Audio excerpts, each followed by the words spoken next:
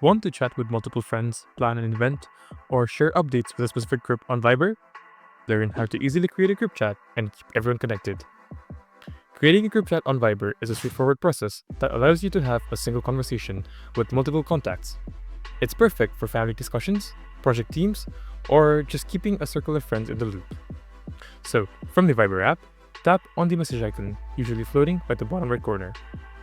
There, tap on the option labeled New Group or Community.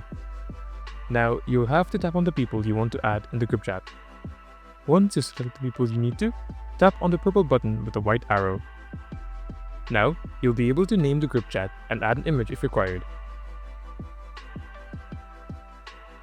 Once you do, tap on the tick icon by the top right. And just like that, you'll have created a group chat.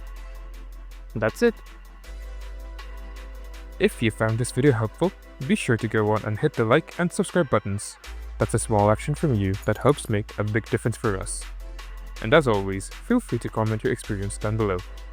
See you soon. Bye bye.